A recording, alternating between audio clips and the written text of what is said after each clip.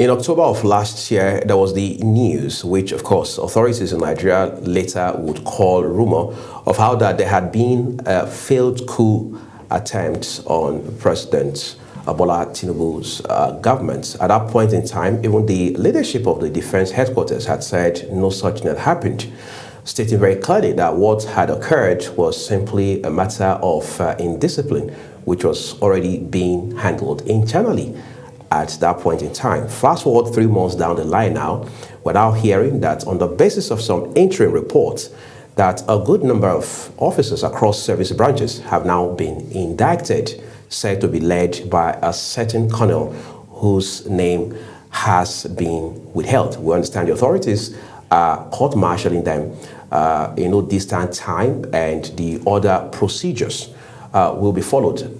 In the middle of all this, we're hearing that the targets had been the president, his vice, some top ministers, and very critical national assets, including the international airport in Lagos. What exactly should we be learning from all of these? What are the implications for national security? Because this, again, is one of the biggest stories coming out of Nigeria at this moment. We're joined this morning by a retired officer in the Nigerian Immigration Service, who is also a lawyer and a socio-political analyst, Dr. OK Ezugwu, to help us find some context and perspective in this regard.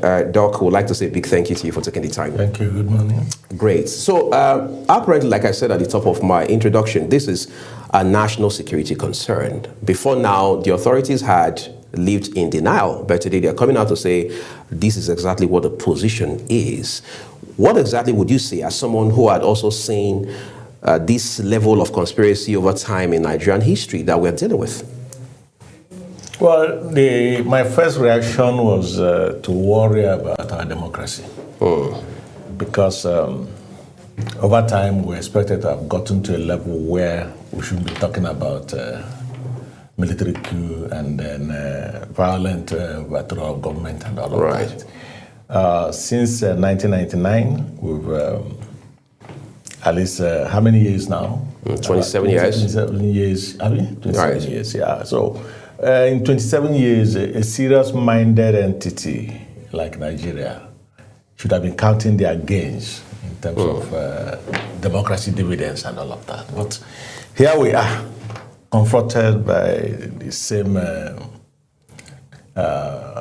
dragon that we've known over the years about change of government, and many in khaki will come and say they want to change government, and then when they change government, the miracles will start happening and all of that. But like I said, my worry is about our democracy, because if it appears it is true, if it is true that there is a coup, or there was a military coup, or there was a preparation to engage in military insurrection and all of that, that would be a minus for this country. Okay, yes, just go ahead. Yeah, that would be a minus for this country.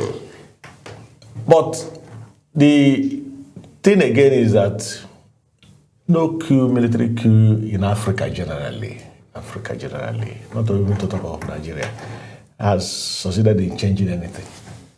None has succeeded in changing anything. If you talk of Nigeria, for instance, 15th January 1966, we had it here. A group of young soldiers, the majors and the rest of them, came and said, the regime then were corrupt, and they said they needed to change and all that. A lot of killings, bloodshedding and all of that, bloodletting. Now, at the end of the day, what did we have? Nothing absolutely came out of it. Rather, we started having a lot of distortions in our contradictions in our political system and all of that. Okay, fast forward to July of the same year, a counter coup. What did it achieve?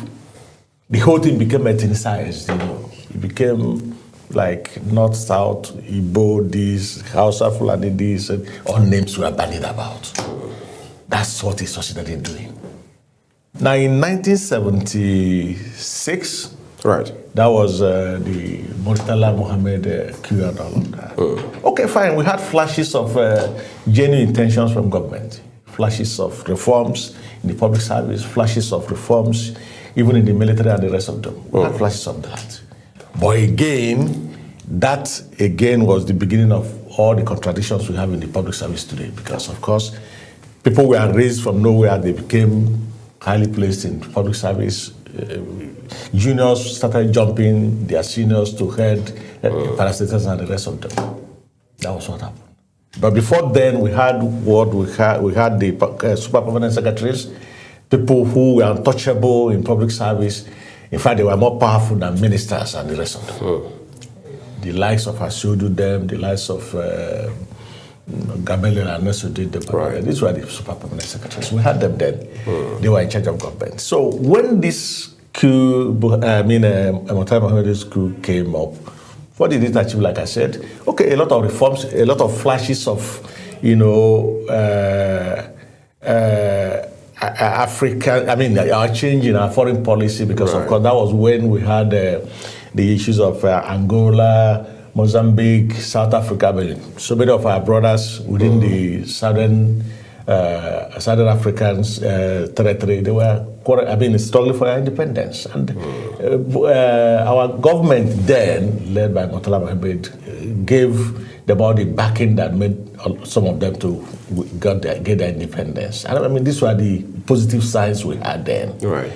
And like I said, it also disfigured our public service rules and structure and all that, because you could now pick up anybody and make him anything, without looking at the person, the seniors and the rest of them. That was what we had then. And of course, fast forward again to the Dinka coup. Of course, that was a ragtag outing as far as I'm concerned, because he didn't achieve anything. Of course, he failed, because there was nothing really to achieve. Because as far as I know, they didn't have anything up their sleeves. That was against Ibrahim Babangida? No, that was against... The Dinka coup, you were No. The Dinka coup. No. The Dinka coup was against Murtala Mohammed. Okay, the Vatsa coup was against IBB. Yeah, the Vatsa coup was... No. You see, we had two segments within Babangida's time. We had the Oka. Okay, Gideon Oka. And that was the most brutal of all of them. Right. Then, of course, the Vatsa coup, tomorrow some people still think it was a phantom arrangement. That there was an agenda behind it. That it was not really a coup and all of that. You understand? So, and then of course, after Babangida, of course, we had Abdul Salam. That was not a coup. It was a family arrangement and all of that. So, and then of course we had Sani Abacha's coup. Okay? Now, one thing I must give to Sani Abacha's administration was that there was no doubt that the man actually had, his government actually wanted the best for the country. There could be some, distortions, contradictions here and there. Human rights violations. Yeah, a lot of things happened which nobody can explain. If he was alive, he would have been able to explain why some of our monies found their way out there. Right. But beyond that, there was stability throughout his regime. Beyond the abuse of human rights, which we saw, the killings of some human rights activists and the rest of it. Including the Ogoni elders. Oh, yes. These were the minuses for that administration and all that. So, if you take it from 1960 now, what can you really say that military administration has achieved each time they overthrow a government? Nothing, absolutely. I know Ramsey needs to latch onto this real quick, but I just want us to expand the narrative a little. We've heard things more like assurances and reassurances, especially during the time of former president, now deceased, Muhammadu Buhari, and now in the time of Bola Tinubu, the military top hierarchy. Assuring and reassuring those in civilian governance that, look, the military will stay in barracks. They have no business interfering in government or in governance and what have you. One would have thought, like you mentioned, that, all of these issues about coups are now in the past. But then, in this case, we are hearing that the motivation essentially was being disgruntled, some disgruntled elements in the army led by a certain colonel, somebody actually moved this. Yes, you have established that schools are counterproductive, no matter what the agenda or the idea behind it is. Is it enough, Dr. Ezugwu, for you to say because you're disgruntled, you're plotting a coup against a democratically established government? Well, you see, the seed of future crisis in any country is always as a result of some of the misconduct of our politicians. It has always been like that. Because of the inordinate ambition of some of our politicians, we've succeeded in altering the work schedule of an average military officer in this country. Many of them are beginning to get more politically exposed than before. Now, what the picture you painted was the traditional picture we have about the military, where when there is a civilian government, the military boys get to the barrack and you will see them on the street. Now, the politicians have succeeded in creating insecurity problem, security challenge in the country. And it's all over the place. Now, the policemen that are supposed to do that job of internal security have been overwhelmed. Now, government has got to bring the military boys out from their barracks. And regrettably, even as I'm talking with you, do you know that Nigerian military officers, military boys are providing security to civilians, including people that you cannot explain what they do for a living. People of questionable character. Yes. Land grabbers use military boys to grab land. That somebody is owing you, or you want to get something out from someone and you only need to make some local arrangement and you have some military officers to accompany you. And in a situation where an individual, a civilian, who is not supposed to even near the military officers in any form, is now being escorted by 8-10 military officers, or soldiers, as it were. The quantum of force that only major generals are allowed to have around them, we are seeing that quantum of force around civilians who you cannot identify that this is what they do for a living. You think that's an aberration? Oh, sure, it is. It is, because I'm not talking of political exposure. They have become terribly exposed out there. They are beginning to see things that they were not seeing before. In the past, if you are a military officer and you are in the mess and you are able to pay all your bills, they will question you. How did you come by the money you are using to pay all your bills in the mess? Today, military officers are having mansions all over the place. They're building anything, riding the best cars and all that, which if you calculate how much money they have been paid since they joined the military, it cannot buy a comfortable vehicle. You understand? So what I'm trying to say is that we have misdirected the duties of the military. And they have started seeing what they ought not to see by the quantum of money and the rest of them around politicians, because some of them are guarding politicians. Some of them, like I said, are guarding ordinary fellows who are into anything.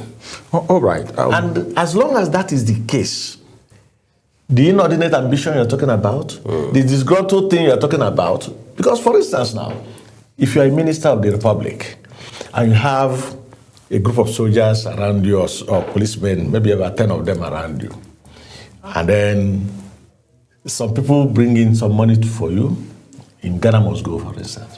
They are the ones that will ferry this money into the houses and the rest of them. And it happens.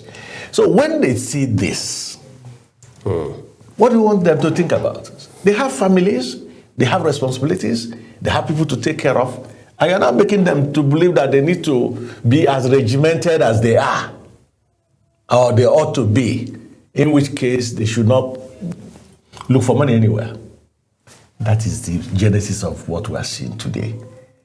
And it will become very difficult, even till tomorrow, to rein in the military boys back into the barracks to do traditional military duties. It to be very difficult, the way it is. We've exposed them already. So, with what you just said now, it means there could be some form of synergy between civilians, especially politicians, and military officers, which may have resulted to this coup. Take, for instance, there are pockets of information on the internet, and the media investigations also are proven, according to what we have on the internet, that the former Bayelsa State Governor, talking about Premier Silva, is a financier, according to some confessions by some of the military officers. Allegedly. Allegedly, yes, allegedly, because already we've not heard from him, and of course the authorities have not come out to categorically said, oh, this is what is happening. And with this your explanation, can we now say it would be possible, all right, for military to work in sync with politicians to carry out a coup? Is it a possibility? Well, it's hard to say, but we are talking of Silva, the former governor of Bayelsa State. And I read somewhere yesterday, I hope it's not true, that the colonel you're talking about, right, that served as his security advisor. When governor of Bayelsa State? No, when he was a candidate in an election, the colonel they're talking about, right, served as his security advisor. We're talking of, if that's true, allegedly, like I said. So there's likelihood of nexus between both of them? No. That's not what I'm saying.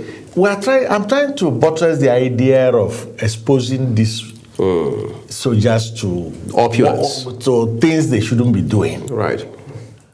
A situation where a serving military officer, for instance, is posted and deployed to a candidate of a political party to serve as a security advisor. How do you explain that?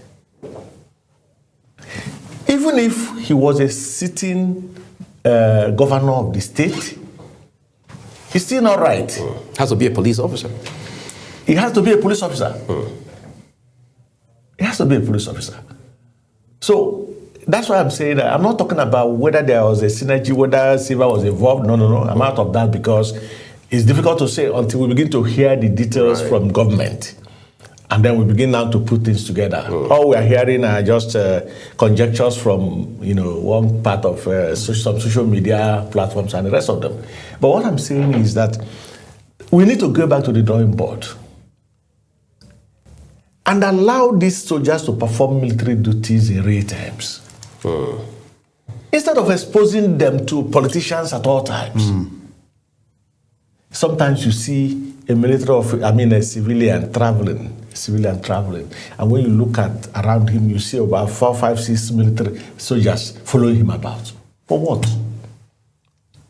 No matter who the civilian is, the civilian is, whether the president or the vice president or whoever, the expectation is that those that maintain internal security should guard them. And that's the police. The Directorate of State Security, they are there. These are the people that should do the job. Why are you bringing soldiers in? To come and begin to see you. And of course, because we know the kind of things our politicians are up to. They can do anything. Sometimes they don't even care. Impunity is everywhere today because even the man who is supposed to correct the impunity is even worse than those he wants to correct. You understand? And you can't give what you don't have. Can't give what you don't have. So these are the problems. So let the soldiers return to the barracks in real terms. Let them perform the duties they ought to perform.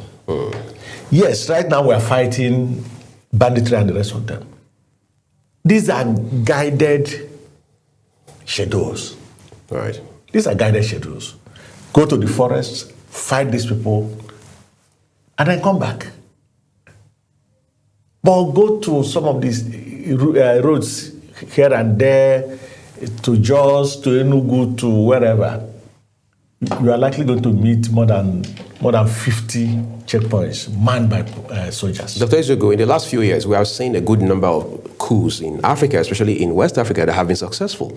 In the case of Nigeria, this has been botched now. Does that not speak to the robustness of our, if you like, defense, military intelligence capabilities? Well, that could be so. But again, like I said, our political system is such, going by the list we saw.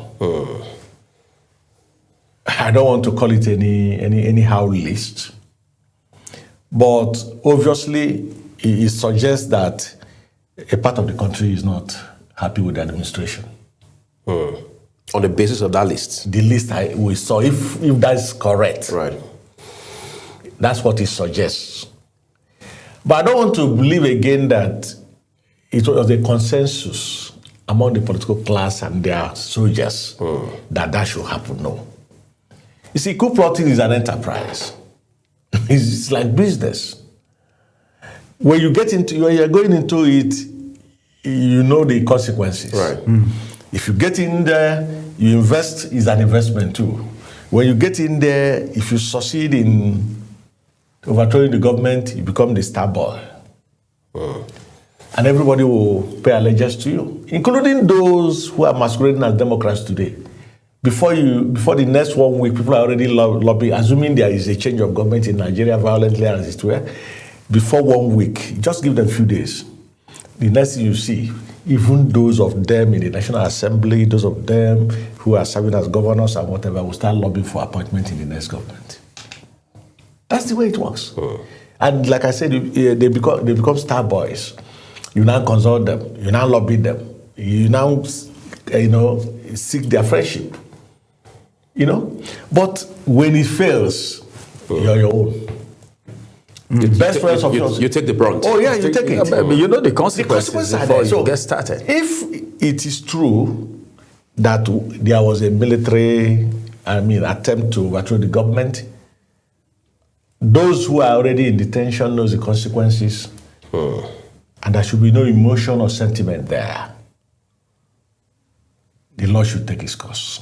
Right. In real terms. Do you think there are take-homes from this coup, whatever it is that has happened, this incident, the whole incident put together, and looking at Nigeria as a country in West Africa, do you think there are take-homes from this whole scenario? Well, regrettably, the coup plotting appears to be to be fashionable this time now, because if you look around us, we had an attempt in Benin Republic. Right. And of course, we already have Mali, we have Niger, we have Burkina Faso. And rightly or wrongly, the Sahel group appears to be doing well. I don't know whether that should serve as an inspiration to others to attempt to do that. But the way it is becoming fashionable again. But it is not in the interest of our democracy, like I said. Right.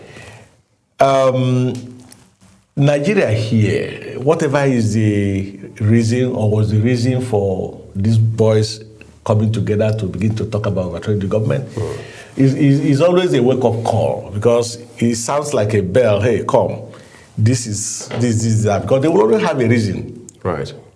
for staging it.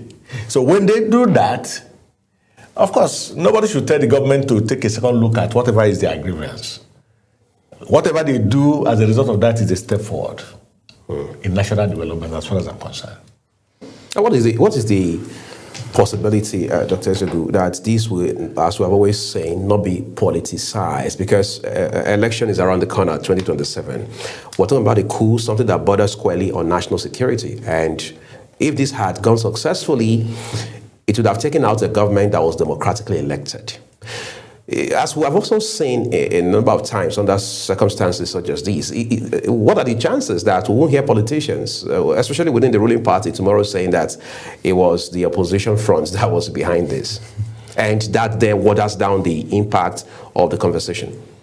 Well, the much I know, except we've not been told, I'm not aware that any of the people being mentioned is a member of any political party. Right.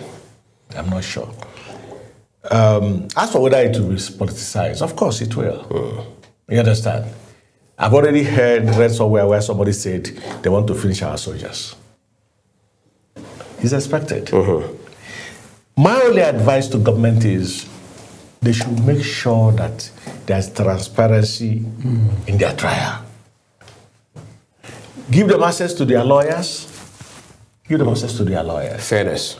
There should be fairness, there should be equity, there should be transparency, there should be accountability. Let nobody be suppressed. And let there we shouldn't have a situation where somebody is being pressured to say what he ought not to say. Now, we have a situation where people are talking about court-martialing. Right. Now, the contradiction now is, in a military government, of course, it's always easy to pass it to military tribunals to try them. I mean, court-martial now. Right. Okay?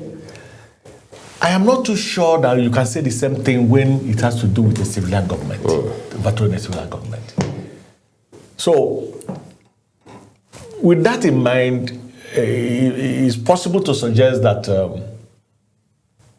these people should be tried in our normal courts. Like the civil courts. In civil court. Access to their lawyers, fairness, equity, everything. Yeah, because we're talking of a democracy now. If military is, except the military is narrowing it to the level of indiscipline within the military. Right. If they do that, of course, they can do the court-martial. But anything outside, I mean, disruption of service rules and regulation and all that, then this thing should go to a normal court for trial. But do you see the likelihood of that happening, going to normal court? Well, I know you have already presented the conditions on both sides. Yeah. But now, the situation is that because any government that's handling a civilian, a military coup problem, there's always this hurry to get it sorted out quickly and then put it behind. Of course, normal court system might take it years and on end and all that.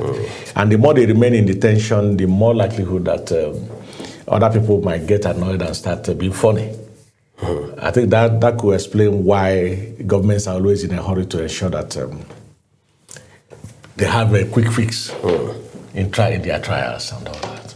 Right. Just before we switch topics now, we've seen the cases of these other Francophone countries in West Africa where they said, well, for them, the coup was such that first, they wanted to ensure that the government did right by the people.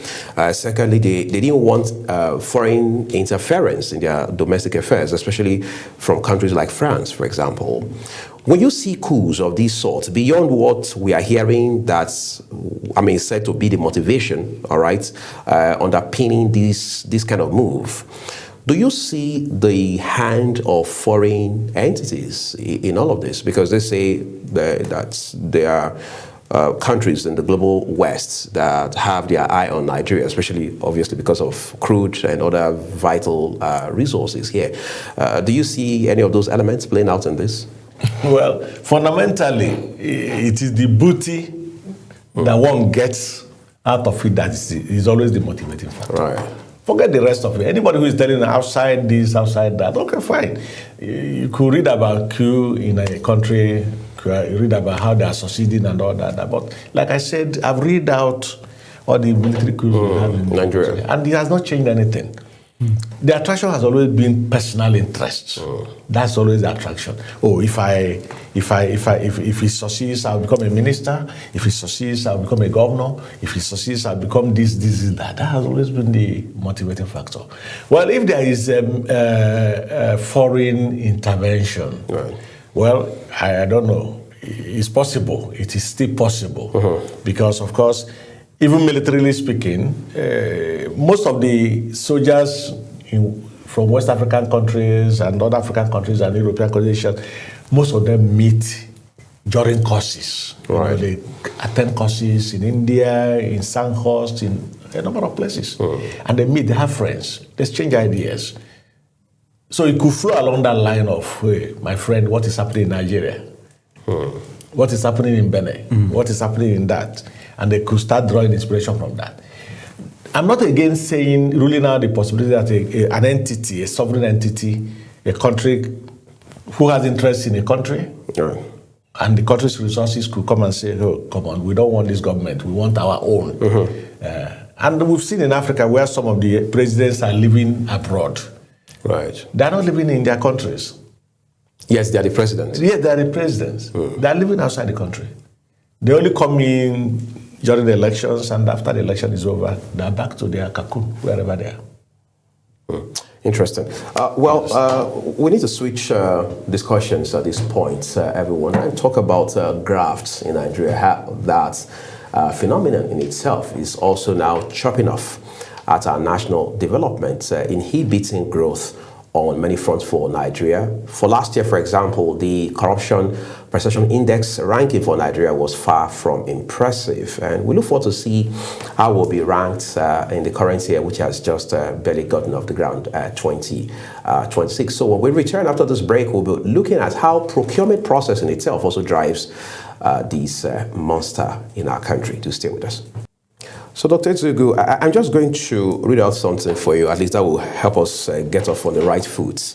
It says Nigeria ranked 140th out of 180 countries with a score of 26 out of 100 in the early 2025 release of the Transparency International's Corruption Perceptions Index for 2024. And now that marks a slight improvement from the prior year, but still indicative of significant public sector corruption. In Nigeria, when we have conversations around corruption, I think our focus is usually on the public sector, which is not far-fetched. When you look at Nigeria today, when we say anti-graft war, of course we have anti-graft agencies like the ICPC, the EFCC. These are all products of the law. Since 1999, we have had that fight coming. The FCC came on stream in 2004. ICPC had been in existence briefly before that time. Are we winning this war? We are not likely going to win the war. Oh, so beyond that, we are not winning, we are not likely going to win. We are not likely going to win. There are reasons for that. I'll tell you. In those days, I remember when I was in government, when you get to our office where we worked, you are likely going to see a situation where only 2-3 persons could own a vehicle. And these vehicles were rickety vehicles, not even the ones that... Nothing spectacular. Nothing spectacular about them. And then because the red flags are always there.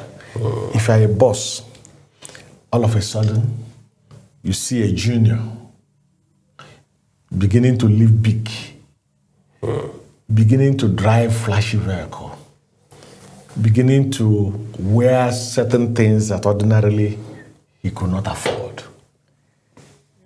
It always alerts bosses to say, hey, come, watch this person, watch that person. And do you know that as late as 1994, 95, up to 98, if you buy a vehicle from whatever means, whatever source, you'll be afraid to take the vehicle to the office to park. You go and hide the vehicle somewhere. When you close from your duty, you go to the vehicle and go home. Because you are afraid somebody will ask you, how come? Right. Can we say the same thing today? We can't. People now flaunt, wealth, unexplained wealth, unexplained, and I'm serious about it. You see somebody who yesterday was a nobody, who was not working, who had no job, who was just managing to climb a keke to go to somewhere, and then something throws him up. He either becomes a politician and he wins an election, or he's appointed, and within a space of 4 years or 5 years or 8 years, you see homogeneous wealth all over the place. Of course, we are seeing some of them now, without mentioning them. We've seen a situation where a Nigerian politician who was an ordinary fellow. And like I said, allegedly, because until the court decides his fate, he remains innocent. But if what we are reading and seeing from government notes and the rest of them is to go by, then we are seeing a situation where within 8 years, somebody who was living in 2-bedroom flat and who had only a Corolla car could boast of a university, could boast of property and assets 57 in number, and we're talking of 200 and something billion in a space of 8 years. Now, the problem is not that the person we are talking about is the only one that has done this. Right. Oh no, it's a lot of them. Why I'm worried that we can't win this war is this. In some climes, sane climes, if you have a baggage, you dare not contest the elections. You dare not contest the election. Your party might not even feed you. Yeah, the party will not feed you until you discharge that liability. When you discharge yourself, the court takes a decision on you and clears you up, then you cannot be fielded in an election. But we're having a situation where over 70% of our leaders have baggages that they have not been able to discharge. Nobody is saying they are guilty. But if somebody is having a pending matter before EFCC or ICPC or wherever, or any court, any civil court, for that matter, or even whatever, no matter the status of the court, the onus is on the political party sponsoring such a fellow to say, hey, come on, clear yourself. When you clear yourself, you can. But we're not seeing a situation where it has become fashionable now that you need to carry this baggage before you become even anything in this country. That's ironic. Yeah. So that's why I'm saying that it's not likely we're going to win the war. The moment the government of the day, for instance, wake up tomorrow and say, gentlemen, you have this baggage, you have that baggage, you have that baggage, you cannot win this election, you cannot be fielded in this election, clear yourself and all that. It sends a straight positive signal downstairs, downwards. And people who are following them will start getting more careful. Knowing fully well that if they get engaged in any of those things that they're talking about, they will not be fielded. Their future stops there. Political future stops there. But can we say the same thing now? We can't. But at what point did we miss it, really? Because there's a broken link here, evidently. Yes. The point is, you see, it's difficult to say. Because, you see, at a time in this country, the youths were very active in their thoughts, in their conduct, in everything. They were active. I remember when as a student of the University of Ife, we are all activists in real terms, talking about confronting government, trying to tell government that this is right, this is not right, and all that, and all that. And we were not afraid of anybody. You understand? Now, unfortunately, the youth today are as vulnerable in terms of corruption as any other group of persons. Because if you go to NANS now, I'm sure you could be having up to 2-3 factions of NANS. You couldn't get it done like that during our own time because for you to be seen with a governor, you've lost the election. As an executive of NANS.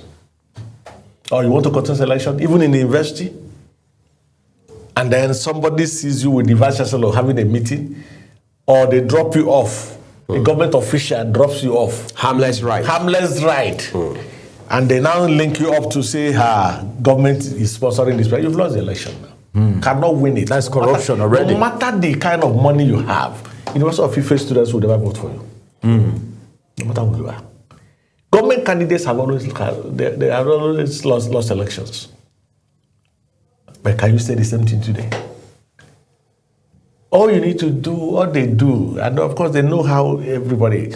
If the Nigerian students who are supposed to be neutral are no longer neutral, and are now ready to dance to the tune of any politician who is ready to banter with them, So where is our salvation going to come from? There are no longer potent voices among students. We don't have them anymore. We don't have. Those days, the president of NAN says something, of course, you know. I could remember it. You understand? If anything happens to any university, every other university is affected, was affected. And there will be unity of purpose, everybody would. And when they call for strike, every university gets in there. Any day we had a congress at the University of Ife then, the moment they call a congress, be sure that something is going to happen, was going to happen. A few years ago, I know Ramsey is itching to want to also bring a few angles to this conversation. Just a couple of years ago, former President Goodluck Jonathan didn't say during an exclusive interview that stealing is not corruption. At that point in time, it stirred a lot of controversy. When you look back today, I mean, with the benefit of hindsight, what would you say was the import of that sort of remark? And what did Nigeria miss with regards to context and perspective? Well, I wouldn't know the context in which he said that. I wouldn't know. But all I know is that if you take what does not belong to you, right, the definition could be stealing. Take it and get away with it, and then, of course, the person starts looking for it, you've stolen it. Now, where our mind is set is when it has to do with the Commonwealth, our monies, our resources. And somebody corners it. Some legislators are giving constituency allowances or whatever they call them, constituency money or whatever, to go home and do some project. They wouldn't do it, and nobody bothers. They won't do it, and nobody bothers. And the youth before the money they are being given to go and do these projects are utilized, we wouldn't be having rural settings by now in this country because it has recycled over the years. Are you getting me? So what I'm trying to say is, are we having the moral latitude to pursue corrupt officials in Nigeria? No, we don't. All right. Talking about corrupt officials, from everything you've been saying, you've mentioned there was no point. You didn't mention corrupt officials, politicians, and all of that. Let's get down to the society right now as it has to do with handling this situation. Because some people will tell you, you just talked about how the youths have compromised already to an extent. But then, is there hope within the society as it has to do with these corrupt practices? Well, the buck stops on the table of Mr. President. I can tell you something. You see, this is like wildfire, the way it works. I'll paint a picture now. 2015, President Mohamed Buhari came on board. Do you know that the moment he was announced as the president, cross-check this thing I'm going to talk about. Every part of the public service, everybody was scared. People became scared. Some unusual things that people used to do, they stopped. And nobody asked them to do that. Nobody asked them to do that. Body language. Body language. There was that perception that, look, hey, the man who is coming in is this one. And that if they get you, they refer to the days of Idiabo and the rest of them, what they were doing and all that. It became war against indiscipline. Oh, yes. Why? And that trended for some weeks. It was only after some weeks, months, and there was so much inactivity in government, because at a stage, it became almost a Herculean task appointing ministers. Are you getting me? That took another 6 months. That took another 6 months. And before you know it, they just felt that there was nothing to it. They relaxed. I went back to business. Everybody did that. Are you getting my point now? Right. So what I'm trying to say is that if Mr. President changes gear today and decide not to play politics with most of what we are doing, what we are talking about, am sure that some of the people we are talking about will purge themselves on their own. All right. And most people that would have wanted to engage in such things will purge themselves. Okay, let's look at the legal aspect of this whole thing that we're talking about now. What does the law say? Because Nigerians are listening right now. Maybe, probably, some persons may feel they are above the law, like it's been said. But there are some persons that will still want to believe that the law can still catch up with them at some extent. What is the law saying as it has to do with corrupt practices in Nigeria? What would the law say? You see, the problem is... No legal implications? Why not? No, but of course, if everybody keep quiet and nobody comes up to petition, it stands there. The person remains innocent, like I said. So somebody must rise up to say, hey, this is what is happening. Probe this person and provide the evidence that should sustain such allegations. Are you getting me? So it's not about going to the media to say this person committed offense and all that. In fairness to Mr. President, let me tell you something. Mr. President cannot do it alone. As we have seen recently, while most people believe that the former President Buhari was incorruptible, he did not soil his hands, at least we've not seen evidence of that anywhere and all that. He could not say the same thing with some of his lieutenants. Are you getting me? So sometimes, even when Mr. President means so well and decides to do certain things in certain ways, there are so many overzealous fellows around our political leaders who does even more than the president himself. Are you getting me? That is the problem. And all of them, they do it in the name of Mr. President. Sometimes if you do a background check, you discover that it's not true. That the president may not have even known anything about it. But already they're saying Mr. President did this and all that. There have been a lot of stories about the change of Naira and all that, Some said Buhari knew, some say he didn't know. Some said one or two persons around him decided to do some things and then he became an approver. We can't find that out now because we're talking of our late president. So what I'm trying to say is that when it has to do with policy issues, you discover Mr. President could mean so well for the country. But when these policies gets down to the open spaces, where they have to be implemented, executed, and the rest of them, a lot of distortions, personal interests, other interests, political interests will come to play. You understand? Last time, we all heard what happened when Mr. President gave a prerogative of mercy to some convicts. And from what we heard, allegedly, the original list that was supposed to be made public was not the one that was made public.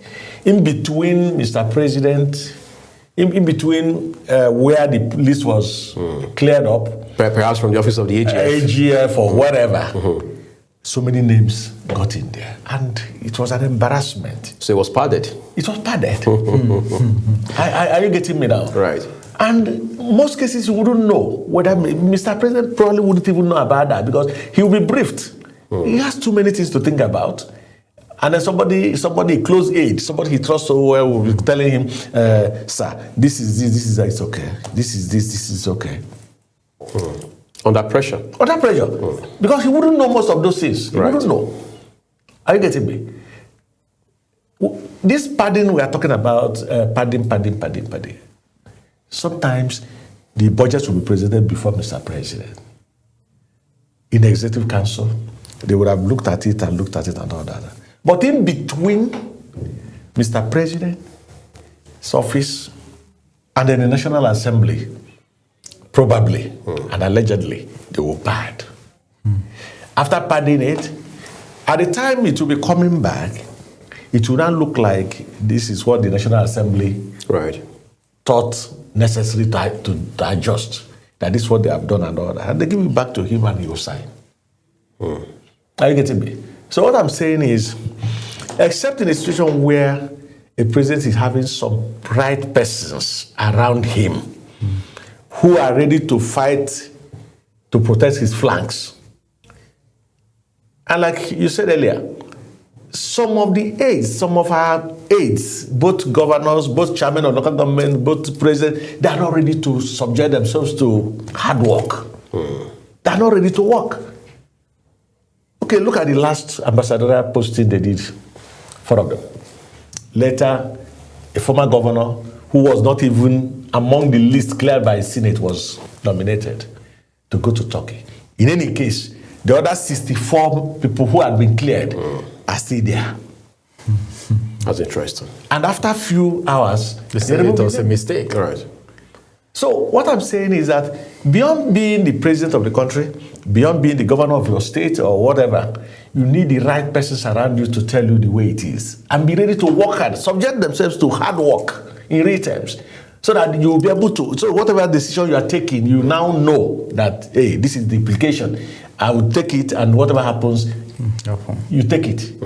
But not when a situation where you have deception here and there, people will come with all manner of interest and all that, only to get you embarrassed. The other time, one of the ambassadors was a dead senator.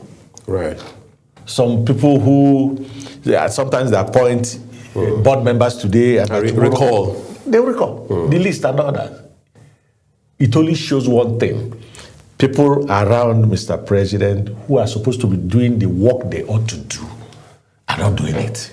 Otherwise, they shouldn't be placing our president under such pressure of withdrawing nominations and then the rest of them. I like us, Dr. Ezugwu, to also shine the spotlight on the public service, maybe specifically the civil service. We're seeing job racketeering. People telling you so and so agencies recruiting, and then the next thing you know is all a scam. Some analysts, I mean those who specialize in the field of crimes of all kinds, now say that such scams won't be found to be profitable if there are no insiders within the civil service system in our country. That's number one. Number two is this issue of ghost service. I mean, since 1999, we've seen a culture where almost every governor across states in this country would say, look, once I came in, we did in first 6 months, we cleared over 5,000 ghost workers from our payroll and what have you. What are the factors driving these ghost workers phenomenon? That's number one. Number two, the civil service has been said to be a special purpose vehicle for corruption in Nigeria. In fact, there are those who believe that governors would it would be extremely difficult for governors to be able to perpetrate acts of corruption without the help and collusion of civil servants. What exactly are we dealing with here? Well, the truth of the matter is that, like I said, the traditional procedures we knew in the public service and the civil service has changed radically. Yeah, it changed radically. When some of us got into government, joined the civil service and the rest of them, immediately you get to the recruiting point. If they had 100 people, you see that 100 distributed among all the states. You see 5. Like when we were recruited, 5. Every state. So nobody is cheating the other. And when A is retiring as the head of an agency, the next person to him takes charge. As of right, as a matter of course, he takes charge. Now, that was what I told you about the fallout of the Mauritanian government. Right. Yeah. Now, today, anybody can be taken to be appointed a head. And they can dispense with anybody, no matter their seniority or whatever. 2, you don't extend tenures in civil service.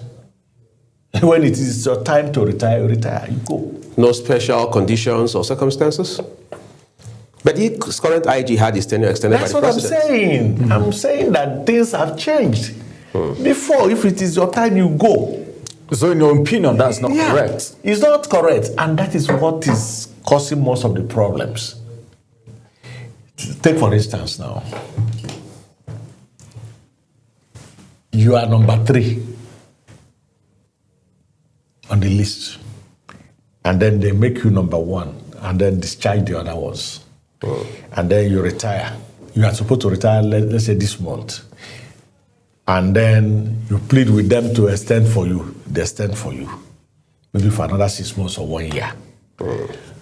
Is there anything that those that appointed you will suggest to you and say you should do that you can say no, it's against this rule? Because by default, you owe them allegiance now. You've already breached the protocol. You've already breached the rule. So you have no moral standing to say no, it's not done this way. And that is responsible for most of the problems we have. The professionals who are supposed to be doing the proper thing and advising the politicians that this is the right thing to do can no longer do that because they have compromised their position, their status. They can no longer, they don't have any moral standing to say no to the politicians because we've compromised. But if the person was appointed on merit, oh, he's the next person to the Controller General has retired, this is the next person, the other person following will be working hard to make sure that he doesn't get into infractions that will make it impossible for him to be appointed. Right. Everybody will be maintaining a clean slate. And then when you send a memo, they will advise you professionally and accordingly that this is the way to go.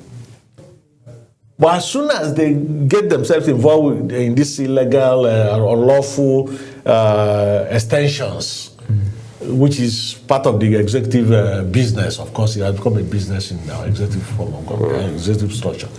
It becomes a problem. So we've lost it professionally, we've lost it in every sphere. The advisors are no longer advising anybody. It is the interest of the appointee that is paramount at this point. The law of the land makes no sense to anybody. The rules and regulations, the acts establishing any organization makes no sense anymore. So that's where we are. Desiani Alice Mabrike, former petroleum minister in this country, was again in court in London yesterday. While we are not focusing on the outcome of what happened in London court yesterday, I want us to talk about how that monies are taken away from here, public funds in this case, stashed abroad, tax havens, whether it's Central America, somewhere in Asia, or even Europe, for example. Talk about Abacha for a second, one-time military head of state in this country. We continue to see the funds he is alleged to have taken away from this country being returned in tranches, one tranche after another. To the point that we now have it in series, Abacha 1, Abacha 2, Abacha 3, and so on and so forth. Are we, because lawyers like yourself talk about mutual legal assistance amongst countries, for example. Are these countries helping us? Is Nigeria leveraging such legal instruments, or are they even exploiting an already bad situation? Well, at the face of it, I want to believe that these the governments are collaborating to ensure that we get back our money. Are you getting me? The undercurrents, I won't be able to say. Right. I won't be able to say the undercurrents. But like we've seen in one or two cases, it does appear that vested interests are always thrown in between in an attempt to get this money back. Right. Quite a sad story. Let's begin to wrap up now, Dr. Okay. Let's now talk about issues around how we prosecute corruption cases. We have seen instances where judges have had cause to lambast even EFCC prosecutors to say, look, you guys have done a shoddy job and there's nothing I can do because I'm having to rely squarely on the evidence you've provided. Sure. In this case, could that be some, if you like, conspiracy, or is this just indicative of how that we have not actually raised our game in terms of how to prosecute these corruption cases? Because most times people say, well, what you find always is a matter of media trial as against doing due diligence, getting your facts right before even arresting and moving on to prosecute. Well, you know, an investigator is like, let me call it winch. He's expected to see what he ought not to see. He's expected to go beyond the ordinary, you know, to unravel some of the intricacies, some of the webs that are closing up on some of the facts and evidence and all of that. In most cases, whenever you have the kind of picture, the kind of scenario you're painting, you probably wouldn't rule out a compromise somewhere. The human factor is always there. And like I said, who bears the cat really? Who bears the cat really? As a people, we've lost it in terms of moral conscience to redirect how things ought to be. In those days, if you bungle such a case, you pay dearly for it in your organization. You get back to your organization and you'll be thoroughly flattened. Not anymore. Not anymore. It has become a usual pastime. How did he go today? I beg, the judge did this. Ends there. Move on to the next one. You understand? So that moral courage to insist. And let me tell you again something that is happening in our public service and the rest of them. The good guys who are ready to do the work assigned to them, those who are ready to be transparent, those who are ready to be accountable, most of them don't make it to the top in public service because they're not popular. The establishments, most cases, don't really associate with them that much. Openly, okay, there could be some commendation and all that, but behind it's just like, oh, don't mind it. I was thinking I won't ask this, but maybe that would be the icing on the cake just before we're done altogether. This week we have had the president of ICANN, who also doubles as the chairman of council for the institute. The only question we put in front of him was the procurement process in Nigeria, how it has also now become some sort of SPV for corruption and what have you. Ironically, we have the Procurement Act in Nigeria. We have the Bureau for Public Procurements. Yes. These are instruments, these are institutions. Yet we're here today and we're sharing stories of how bad things have moved to now even become worse. At the top of this conversation, you said we are not going to win this war. So with all of these I've mentioned, is it still a hopeless situation? You see, I must tell you the truth. There is no law, no kind of law that should whittle down and remove every iota of corruption in our system that is not there. We have all of them. So what's missing? Oh, some of them are just in the archive. Some of them are just there. So even when the National Assembly wake up tomorrow to say, okay, we are coming up with this law to do this, leave that. Go and search our archives and the rest of it. They are there. It's not about coming up with these laws, churning them out. It's about implementing these laws. And recently, oversized function has become a lucrative business. Has become a lucrative business. And that's not what it ought to be. Yeah, sure. It's not what it ought to be. In those days, when they tell you that auditors are coming to your establishment or department, you will sleep. You will not sleep because you need to make sure that the T's and the I's are, dotted there so that there will be no issue. And if they raise any issue about 100,000 naira, how come about this? Come on, explain. You're in trouble. Not anymore now. In fact, it appears allegedly that the oversight functions we are seeing today is just what is our own? Collect your own, and they will clear up. We have had stories, like I said, I'm not there, I've not seen any, but we've had stories being bandied about establishments that want to pass their budget in houses of assemblies or National Assembly and the rest of them, and you now need to do some groundwork to ensure that your budget passes. So, what is the essence of the oversight function? Where are the breaks? Where are the booby traps that are normally laid as to check when any of these establishments are going the other way. Are you getting me? I've not heard a situation where they said they refused to pass this budget because of one or two things. We used to have it in the past, but not anymore. So when you're talking about the procurement process, the law is there, the act, they're all there. But are we ready to follow the rules? Political power has become so terrific, and the speed with which it crushes, bottlenecks is unprecedented.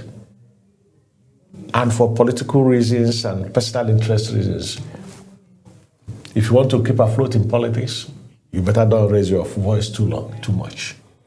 Otherwise, if you do that, you are forgotten forever. Are you getting me? Right. Otherwise, even in normal terms, if you advertise for a road work, for instance, and then you've made up your mind you want to give to somebody, that's what used to happen in those days. It's possible they would have made up their mind that they want to give to a particular person. But that process must still be followed. Advertise it, open bidding, blah, blah, blah, blah. The entity should also come to bid. Oh, yes. Then the consultants would have done their work. You would have seen what they did. Right. You would now make up your mind that, well, this looks plausible, this is better, this is much better, this is best, and all that.